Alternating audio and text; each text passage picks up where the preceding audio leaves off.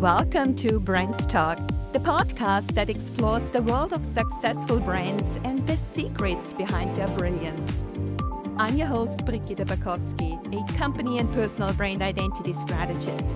Driven by my passion for brand excellence, we reveal the stories, strategies, and insights from thought leaders, CEOs, entrepreneurs, and experts who have propelled their brands to new heights.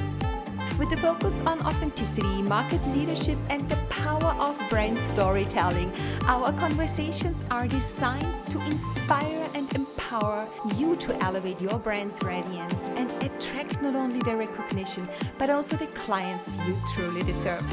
We delve into corporate branding, entrepreneurial branding, personal branding, and leadership branding, offering valuable lessons for entrepreneurs and business professionals alike. Let's get started and dive into the world of brands. My guest today is Adrian Tracy. Adrian is a success mindset coach and Procter Gallagher consultant, keynote speaker, and podcaster. Over the last number of years, he has studied extensively into how the mind works and why people do what they do, and also why they don't do what they know they should do. Essentially, his goal is to help as many people as possible to do what they want to do, when they want to do it, wherever and with whoever they want to do it. Adrian coaches people primarily using that Thinking into Results program, which was developed by the renowned personal and business development coach, Bob Proctor. Before coaching, Adrian had a successful career in the hospitality and corporate world for almost 20 years, and using his knowledge in the business world along with the insights gained over the last 5+ years of studying the mind helps to give him a different perspective when coaching both his personal and business clients. With Quantum Leap Consulting, Adrian helps others take control of both their personal and professional lives. Adrian believes in setting big goals and is a firm believer that if your goal doesn't scare you, at least a little bit, it's the wrong goal.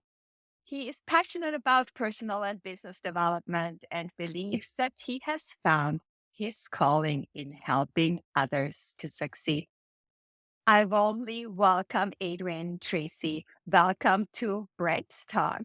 Hi, Brigitte. Thank you very, very much for having me. It's a pleasure to be here. It's such a pleasure having you today, Adrian. Having you here is like combining different realms out there that actually melt into each other anyway. It's mindset and it's about branding and how mindset affects branding. And before we dive deep into that, I would like to ask you why you are doing what you are doing and what got you where you are at now. Awesome. That's a really good question, Brigitte. So why am I doing what I'm doing? Well, I suppose to make a long story short, I'm doing what I'm doing because I needed help at one stage myself. I was personally what I would call in a bad place. I was stuck in my professional and personal life. And I came across something that helped me overcome the limiting beliefs and overcome the blockages that I had put in front of myself to move forward with both my personal and professional life. So I thought to myself, I'm incredibly lucky and incredibly grateful to have found what I found. And I believe that more and more people around the world could do with understanding and knowing what I know. And so I set a mission for myself then to try and spread this with as many people as possible. I love the term to wake up. And it's about trying to help people wake up, because when we're young, when we're kids and when we're teenagers, etc., the world is our oyster. You know, we think big, we have big plans. We are going to take over the world. I don't know. I certainly thought I was going to take over the world when I was a kid. But somewhere along the lines, you know, when we get responsibility and we get kids and we get all these sort of things, mortgages and all these sort of things that come along, we put our dreams aside and we sort of forget who we are. And so my mission that I choose to accept is to help people to wake up and to remember who they are, and Hmm. to dream big and to reach for those big goals. I really would like to go a little bit deeper with that because I want to know how your own wake up journey Mhm. through your personal development influenced your approach also to build your brand as Adrian, your personal brand, but also your brand as a business quantum leap. Mhm. So, what is here your why? Okay, go down into the next level, as you said. So Yeah. um, when I said I was in a bad place, I was working for an organization, and it was towards the end of my time there. It was actually quite difficult. I was burnt out. I was super stressed. Um, wasn't in a good place for my wife. Wasn't in a good place for my child. I had one child at the time, and it all sort of culminated with one morning going out for a walk. My wife and my child and myself, and I collapsed. And the next thing I Mm. knew, I was in the back of an ambulance on the way to the hospital. And I had no idea what had happened. And to this day, I still have no idea what has happened. But what I believe has happened was that I was, after leaving the job where I was, it was about a week later, and I feel that all of the stress that I had felt and had I internalized and held onto just escaped, and it was like a reset. Yeah. And it was like the body just needed to shut down, reboot, like your computer does sometimes when things start working slowly on it. And that's where my major wake up came. And I was listening to somebody else the other day, and it really resonated with me. Is that, why do we have to wait until it gets to that point before we decide to do something about it? Why can't we recognize the signs, understand what's going on? And that's the big bit for me. And I concentrate very much on trying to get across to people to understand what is happening within their mind, um, and that they have the control over it, because most of us don't understand it. I know I went 30 something years of my life before I began to actually understand how I think, and how my thoughts influence the other things that happen within me. And yeah, so for a big part, that is the why. The why is to try and make it so that people don't have to end up in the back of an ambulance, before they make a change, before they wake up, and before they're able to get back on. I call it get back on track, because we knew what we were doing when we were kids, and we lost it. Wow, that's a story. I mean, it's really about waking up from that. It had to become so painful. Sometimes you're not even reflecting on it and we are not aware of it. But there's the point where you're gonna have to change your life. And that's the wake up, right? And it also has a lot to do with not reflecting, as I said, but also with certain limiting beliefs that we have.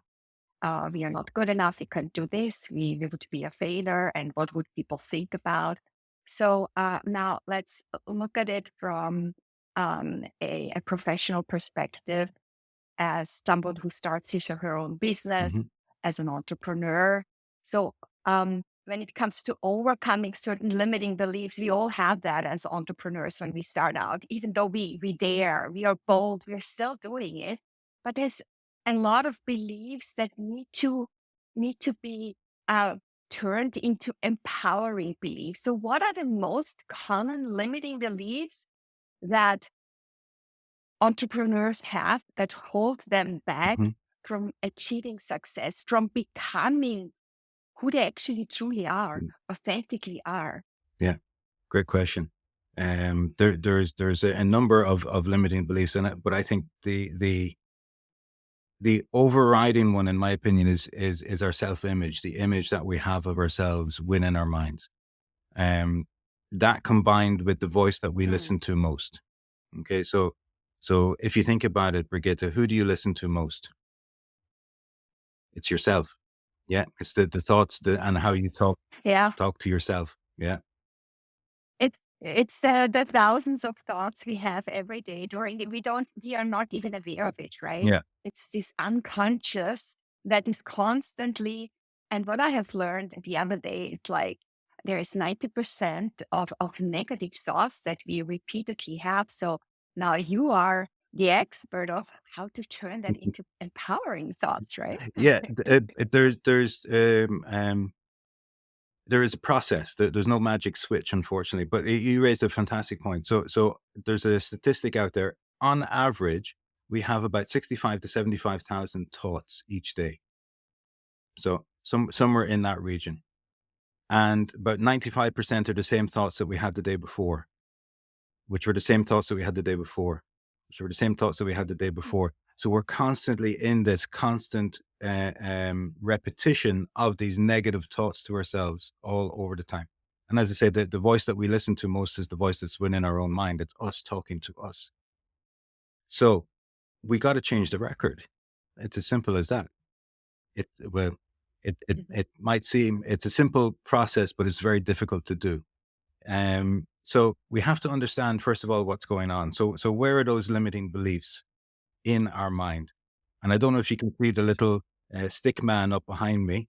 That's a figure that I use to explain to people how the mind works. And I have one here as well. So it is there's a big circle which we on a normal stick person would be the head. Now the mind is not in the head. The mind is in every cell of the body, but that's a larger discussion. Um, so we'll let the big circle represent the mind, and it's split in two. If you see, there's a line across it, separating the top half from the bottom half. The top half is what we call the conscious mind, and the bottom half is what we call the subconscious mind. Okay. So those limiting beliefs and any beliefs that we have actually live in the subconscious mind. And as we group those limiting beliefs together, it's what we call a paradigm. And that paradigm is like a computer program. Okay. So the computer that we're talking to on the moment has got software in it that tells it to do different things. It tells the hardware to do different things, to use this microphone and that light and that speaker or whatever the case may be. And this machine that we inhabit, our bodies, is no different. It has a software that runs it. Most of the stuff is really positive, because imagine if you had to think about breathing all the time, or you had to think about pushing the blood around your veins, because you'd never be able to get anything done. So all of that happens subconsciously. All of that happens via a program. So those programs that are within our subconscious mind, those paradigms, they've been put there by a process, and that process is constant spaced repetition. So as we're growing up, so as from about the age of 0 to 7, we operate only on what we call the subconscious mind. There's no conscious mind. There's no independent thinking or anything like that up until about the age of 7. And I've a little 7-year-old at home, and um, it's getting to the point now where I can't fool her as easily as I once could, because she now is beginning to think for herself. And that's the next sort of progression, is that, you begin to question and you begin to interrogate the data that you're getting. But for 0 to 7, we have this, everything that goes into the subconscious mind has to be accepted. The subconscious mind has got no ability to reject anything. It takes everything that is impressed upon the subconscious mind as fact. Yeah. And it deals with it. So if you think about it, your subconscious mind is what then controls the behavior that you have. So the programming that you have in your subconscious mind controls the behaviors that you do, and your behaviors, your actions, influence the reactions that you get or the results that you get. Okay. So for me, it's important to understand where the root cause of the limiting beliefs, or the actions that you're doing that aren't giving you the results that you want is, and it's within your subconscious mind. Okay. The good news is that the subconscious mind will accept anything that's impressed upon it with belief and with feeling, yeah, with emotion, and that it has to do that. So you can fool your subconscious mind. And that's how you begin to rewrite those programs, to rewrite those paradigms in the subconscious mind. The ones that are there will always be there, but the job is to create more powerful beliefs, more powerful um, programs that override those ones that are there already. Does that make sense? Absolutely. So it resembles this triple A model. It's the model of having the Mhm. awareness of this limiting beliefs and acceptance, accepting who we are as and the situation as is. Mhm. And then only then you can take action towards turning that into empowering thoughts. And then the thoughts create that feelings and the feelings Create the actions. um, and then of course the results. So I think that is what I understand what you're trying to explain. And I also think the more we are aware of the root cause and in that acceptance state, and then based on that, we can take action. Yeah. We obviously take more authentic action because we are much more reflected. Mhm. So, can you talk a little bit about mindset and authenticity, and then how that shapes our self image? Because self image is how we see ourselves, but also the self image creates a certain identity we send out, how we present ourselves to the world. So, how and that is part of um, especially when it comes to starting as an entrepreneur, when you start your business, because that goes into your identity of a company, Mhm. especially when you are a solopreneur, you are the face of the organization. So, how does authenticity go along with branding from your perspective? How does that help us? Okay. So, it was Dr. Maxwell Maltz wrote a fantastic book called Psycho-Cybernetics. And Dr. Maltz was a plastic surgeon in the US in mid century. I can't remember exactly, 1940s, 1950s in the US. And Bob used to always tell a story about, Dr. Maltz would have a successful surgery on somebody. So let's say somebody came in and they had a scar on their face, or they wanted a nose job or something. There was something about their body that they weren't happy with. And he would repair it, fix it, whatever the case may be. And then he would notice that there was a psychological change in the person as well as the physical change. But it wasn't always the case. It wasn't always the case. And because of that, then he hypothesized that we have two images. We have our outside image, our physical image that we share with the world. That's how we display ourselves to the world. But then we also have an internal image, an image within our mind of ourselves as to what we are, etc. So how does that influence then an entrepreneur or something like that? So those self image is basically a culmination of all those paradigms which are in your subconscious mind as to what you believe of yourself. And then that influences the image that you project to the outside world, your physical image, which would then also, as you say, have an impact on how you brand yourself to be viewed by people outside the organization. So the root of all of your for me the root of everything starts off with the image that a person has of themselves within their own mind, and that is that is also something that can be changed over time by reprogramming or by programming new stronger paradigms programs for people. um the second part of the question was about how it influences the choosing of the branding, et cetera. Was that correct? Yeah, how that influences the authenticity, because authenticity is such a strong part of projecting ourselves to the world, and how people how people feel about us and how people think about Mhm. us, and what kind of understanding they have of us. So if that what you're projecting is not authentic, people are going to turn away Yeah. Yeah. because they feel there is something is not quite right. Yeah. Yeah.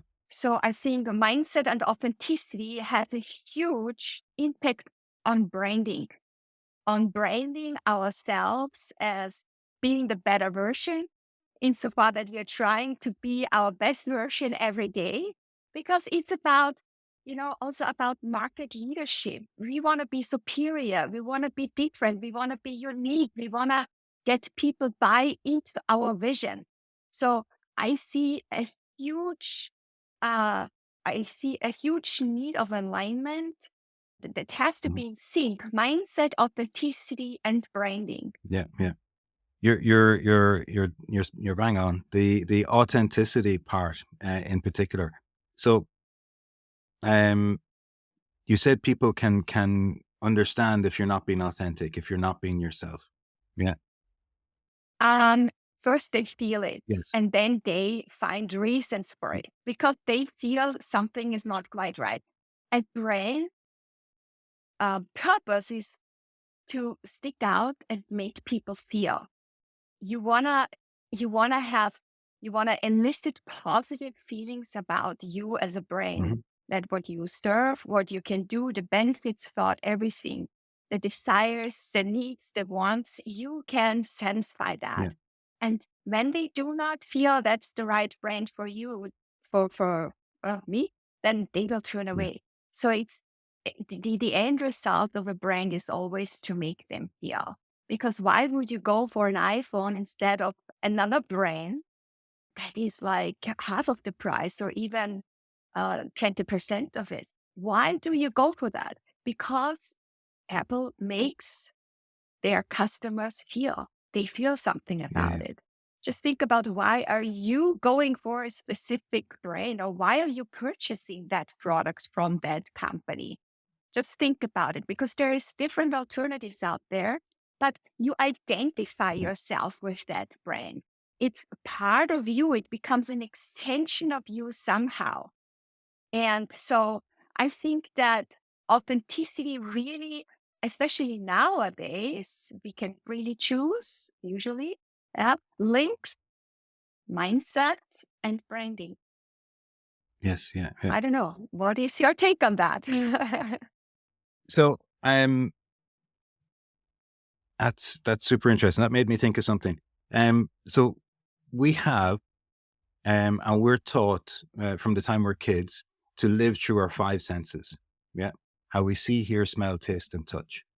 Yeah. If you can't see it, it's not true. If you can't taste it, it's not true. If you can't touch it, it's not true, etc. What you're talking about with the authenticity is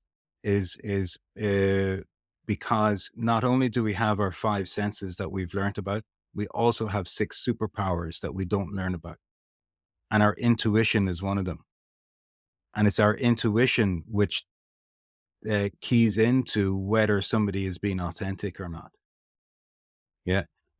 So you get this feeling. Well, say for example, you're out for a walk and you see somebody coming towards you, and you're going, "Oh." First of all, you see them and whatever, but then your intuition starts speaking to you, and you get this feeling and here going, "Well, I need to be somewhere else because this situation doesn't feel right." Yeah, and that's your intuition speaking to you. There's a really good quote. Can't remember who said it. He said, "But when you're using your when you pray, you're talking to God. When you use your intuition, God is talking to you. So if you take God out of it and you call God spirit or energy or power, the universal source of energy, that's what's talking to you when your intuition is when you're using your intuition. So it's something that we're able um to identify something that's true from something that's false. And some people are really keyed into their intuition, and other people just aren't. I mean, you hear people all the time going, I just had a gut feeling that this was the thing to do. And that's people who are keyed into using their intuition, who've trained it and are able to use it. So as marketers, I think that's what we need to be fully aware of, is that okay, we can say something, But just because we say something doesn't mean that it's going to be perceived on the other side um, by people as what it is that we want to get across, because people will use the intuition in order to, let's say, call bullshit on what you're saying. If you want to say that they can know that what you're saying is not what you're actually about. Yeah.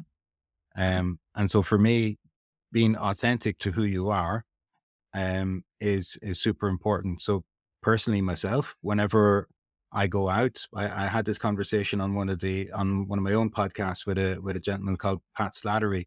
We talk about being suited and booted, and the external image that you provide to people when you go out. You know, I wouldn't dare to go out to a meeting or meet a client or do give a speech on stage if I wasn't dressed in a suit, shirt, and tie most of the time, because that's the professional image Mm. that is me, who I am.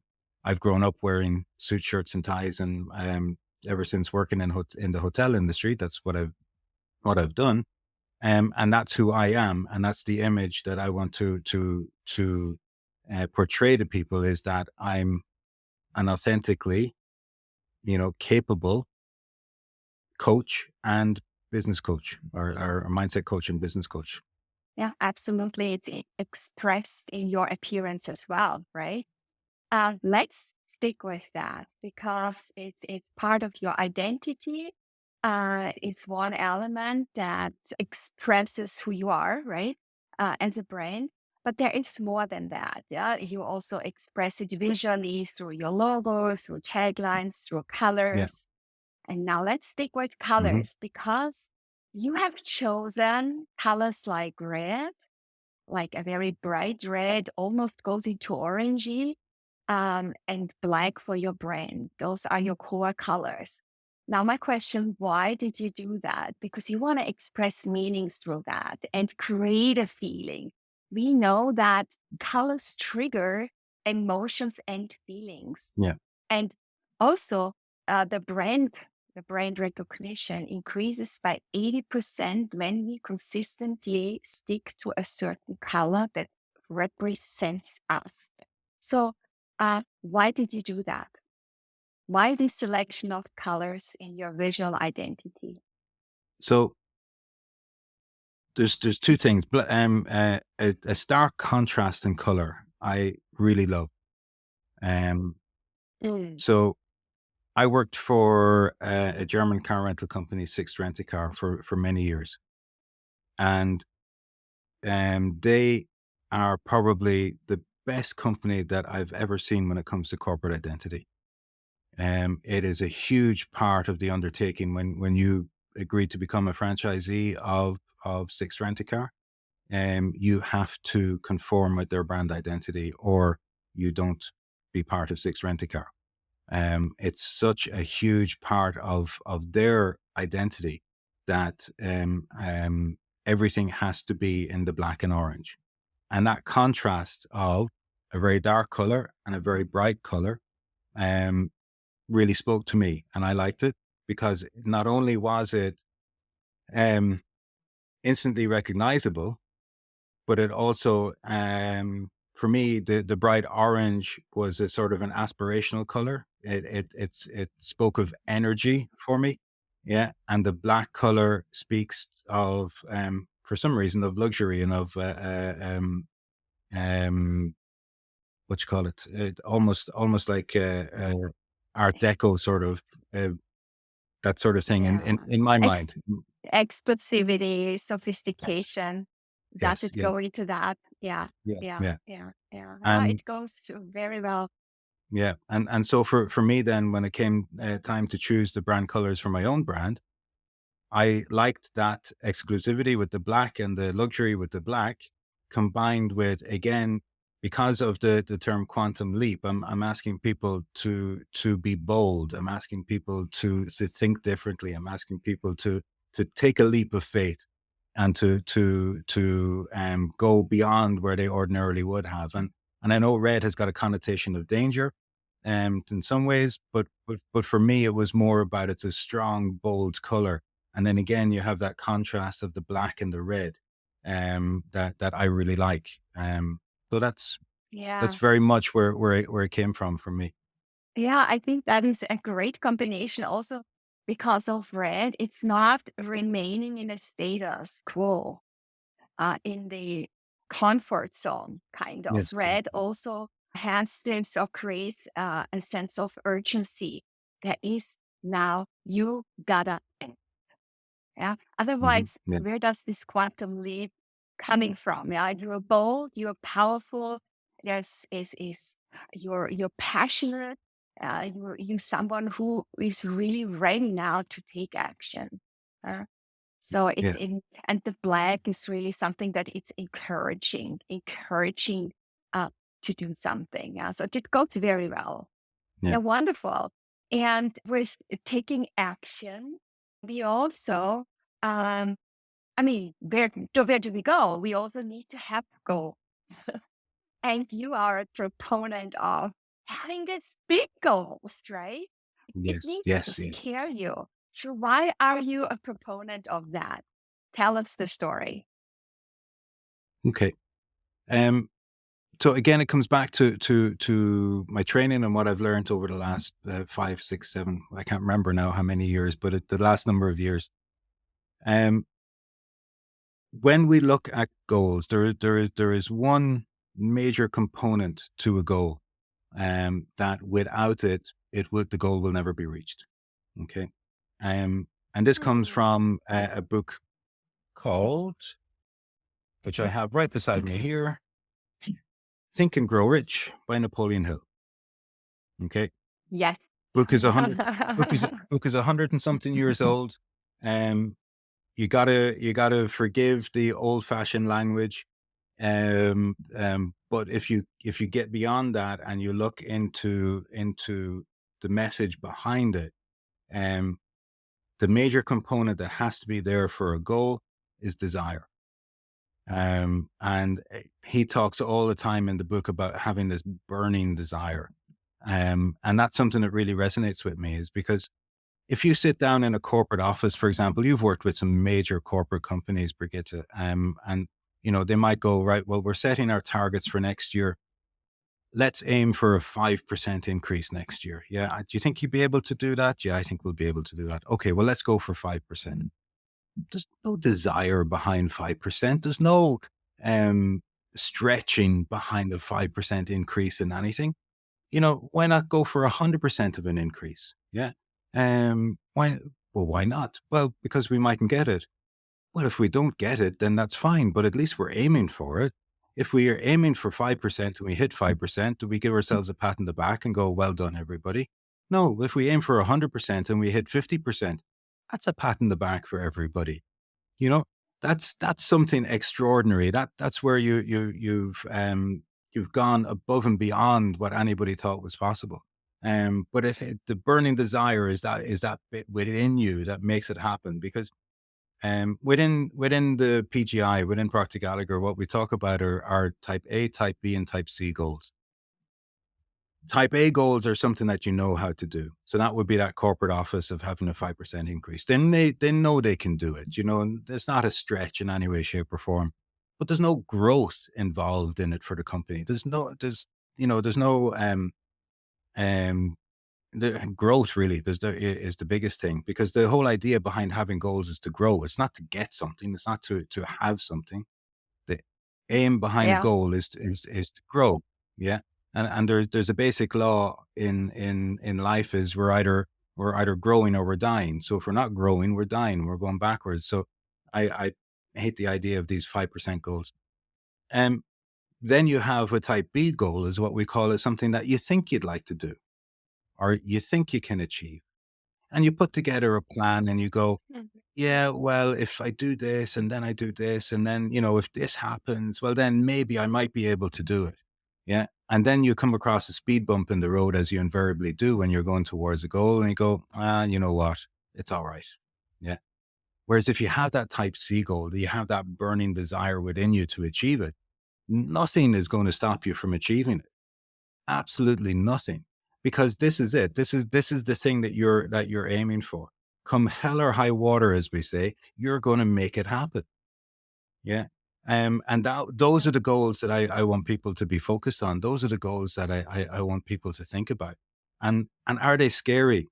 Absolutely, they're scary, you know? And as soon as you go to step out to achieve anything, you hit off what we call the terror barrier. And for most people, you either hit off that terror barrier and you fall back into your comfort zone where you were before, or you hit off that terror barrier and you understand what's happening internally, why you're at this state of dis-ease within you, within your thoughts and within your vibration. You understand it, you accept it, and you move on. Most people fall back. Um, and most entrepreneurs, and solopreneurs, when we go to step out, when we make the decision that we're going to be self-employed, and something happens and it's super scary, we go, "Oh no, no, no, no, no! I'm going back. I'm going to be an employee again." So I mean, when it comes to goals, I'm passionate about goals, and I believe you're in Vienna, Brigitte, isn't it? Yeah, Yeah, in yeah. Austria, south of Vienna. Okay, so if you were in the high street, the main street in Vienna, and you decided to stop 100 people as they're walking past you, and you go, "Do you have a goal?" I bet you over 90% of those people would say no. And of the remaining Yeah, 10%, you might get maybe 5% that would go yes. And of the remaining 5%, you might have 1 or 2% that actually have it written down. And it's by writing it down and by thinking about it all the time, because there's another basic law of life is that we become what we think about. Um, again, exactly, it's within that, exactly. it, yeah, yeah. We become what we think about. Yeah. And for most of the time, we're either not thinking or we're thinking the same thoughts we had yesterday and the same thoughts we had the day before and the same thoughts we had the day before, etc. Yeah, yeah. What you are saying is beautiful, and it reminds me of a book that I recently read by Simon Sinek, The Infinite Game. And it's also about goal setting. You have to have a goal. This is bigger than yourself, than Yeah. anything else, only something that is beyond the box, out of box. It's not only out of, it goes beyond. It's a higher vision that you need people to buy into. Yeah, that is inspiring. How can I Mm, 5% increase? It's a finite goal. And once this is achieved, you go from one finite to the next finite. It's a company that remains stable. As you say, mhm. there is no growth. It remains Yeah. stable. But you need to get out of that. And you need to, um, yeah, the scary, risky goal. I mean, sure, you make mistakes, but you learn from them. It puts you on the next level. And that's when companies become resilient. It's really leaving a legacy beyond your tenure as a CEO, Mm, or beyond your being, and you pass it on to your kids or whoever is your successor. So thank you so much for the way of how you look at that. And I think there's one more thing that we need to be, it be, I mean, resilient, of course, mhm. but also consistent Yes. with who we are, how we present ourselves to the world. That this also is defining and strengthening your brand identity. And I know for you, consistency and being concise is also important. So what's your take on that? Especially when we are communicating, because it's also voicing ourselves to the world. So tell me. Oh, wow. Um, Being concise is something that I struggle with, Brigitte, to be honest with you. I have I have the typical Irish thing of once I start talking, it's hard to stop. Um, but I gotta stop you. But it's time. you're right. It is important because everybody's time is important and incredibly valuable. I mean, we have what 24 hours a day, or what's that, 168 hours a week, same amount of time as everybody has, and there's a finite number of weeks, etc., that we all have. So it's disrespectful of me to take up too much of somebody's time and trying to get my point across. So I work on trying to keep it simple. Um, um, and simple by default, then sometimes concise. Um, so I'm a huge believer in not overcomplicating things. And you mentioned Simon Sinek, and I love Simon. He's fantastic. I love the messages that he comes across with. The book Start with Why was one of my favorite books, because that's the why is the desire. Yeah, if you haven't got the desire, then you don't know what you're going towards. So I love that. Um, Something else you just mentioned there, the because I just thought of it while you were speaking, the uh, making mistakes. Yeah, people are Yeah, petrified of making mistakes, and that is is another one of those limiting beliefs that we spoke about earlier. The desire to be perfect, or the belief that they need to be perfect and not make any mistakes. I always say, show me somebody who's not made any mistakes, and I'll show you somebody who hasn't learned anything. Yeah, because you exactly. have to make mistakes in order to learn. And if you think of us as a species, right? Go back to yourself as a baby. You're making mistakes all the time. In order to learn how to walk, you've made thousands of mistakes. Yeah. And you fall down and you bump your head and you cut yourself or whatever the case may be. My youngest daughter's first steps ended up with her hitting her head off the side of my chair and a bloody mouth.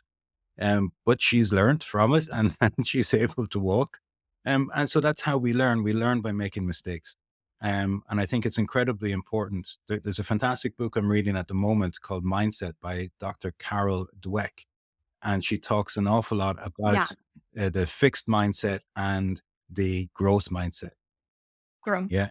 And sometimes people think that, the perfectionist, making sure that everything is done perfect, you would think that that might be part of the growth mindset, but it's not. It's part of the fixed mindset, because people are so afraid to make a mistake that they don't do anything. They're afraid to Mm. step out because of the criticism that they think somebody else might put against them for making a mistake.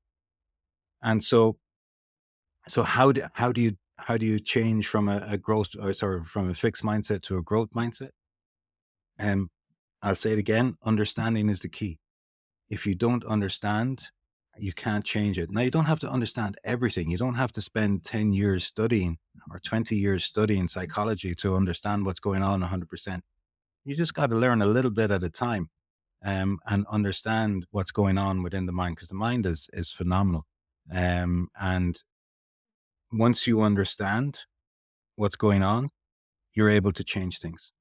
Um, and I liken it to if I want to fix an engine, if I'm a mechanic and I want to fix an engine, I got to understand how the engine works first in order to be able to fix it. To diagnose what's wrong with it, is it that a cylinder is misfiring, or is there an oil leak somewhere? And it's the same thing with the mind. We have to have a basic understanding of our minds in order to fix it, or in order to change it.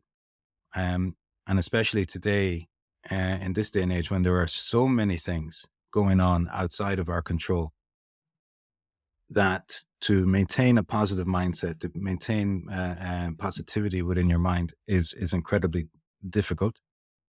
Um, but it is possible. So it's something. Understanding is the key. So for any of your listeners who are in any way interested, or I think everybody should be as interested, but are in any way interested, you don't need to spend a fortune on an entire library of self help books or anything like that. There's enough podcasts like yours, like my own, etc., out there where you can get positive information. But spend a little bit of time to try and understand what's going on, because it's to your benefit. Yeah, exactly. Yeah. Thank you so much for that long, extensive answer. You didn't stop me. Something You to, didn't stop me. being concise. But it's really interesting. On one hand, there needs to be this consistency, but on the other hand, we are growing. So, growing as a person, we're evolving over time with our learning, because we integrate the learning and we elevate up. So there is this kind of the consistency of learning and staying true to ourselves Hmm, hmm. in becoming, because we're always becoming. There is never this end state, right? Yeah. It's always improving and trying to be our best, our better version going forward. All right. So going forward is another key that brings us to the next and last question. Mhm. Where do you see the future of branding, of, being true to ourselves, and how does that develop as a company, but also as people, as personal brands in the context of a leader within an organization, also a business owner, but also as an employee? Wow. Um, Please be concise. Yeah. I know. Rather difficult. That's a great question. It's a huge Oh, question, but just how do you see um, the future to evolve now okay. in the next, let's say, in the short term future? So for me, personal branding is something that is huge, I think. Um, and growing in importance when as the years go by. So if you think about what you said earlier on about authenticity, um, and people have the ability to see through something that's false, personal branding can, I believe, have a huge impact in a corporation's identity also. Because if the person who is the voice of the company has got a strong personal brand, then that also will translate over to the brand itself and to the company itself. So, say for example, somebody I listen to quite a lot is a guy called Gary Vaynerchuk, or Gary V, and he's big into digital marketing, and he has he started off with a wine shop, his father's wine shop, and grew it and massively online, etc. But he's not everybody's cup of tea. But I like him because he is incredibly concise. He has no fluff Yeah. whatsoever. He just speaks out the truth, and I love it. And I share a lot of his quotes and stuff like that on LinkedIn because it really sort of speaks to me. Um, so he would be, in my opinion, a good example of how a personal brand can impact um, a corporate identity. So he's Gary V, and his company is Vaynerchuk Industries or Vaynerchuk Media. So he is the brand for the brand, if that makes any sense. Yeah. Yeah, Like, he's the personal brand for the company brand. Yeah, yeah, yeah. absolutely. Yeah. And the same with like I say Steve Jobs, probably 20 years ago, he was the same thing. He was Apple, and there were other people like what's his name, Tesla, Elon Elon Musk. Musk. Sorry, God, how could I forget his name? Yeah.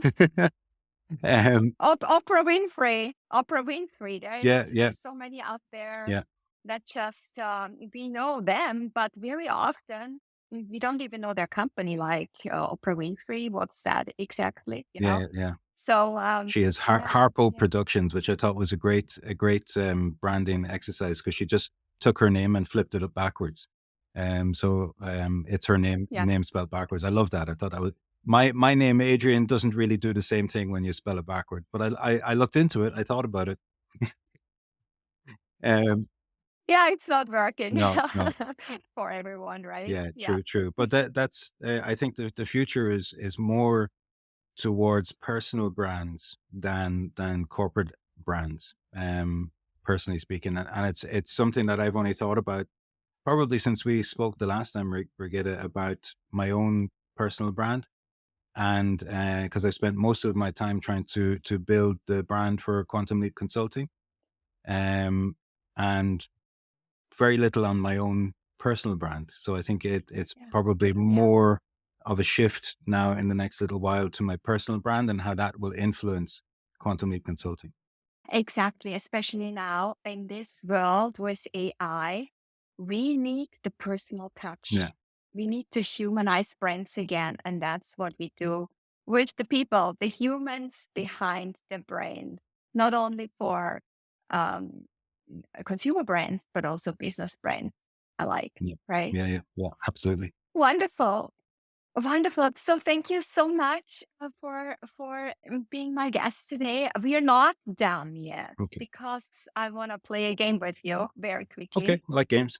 Uh, Yeah, a quick word rap. Are you ready to give me a quick and short answer to a term that I'm throwing at you right now?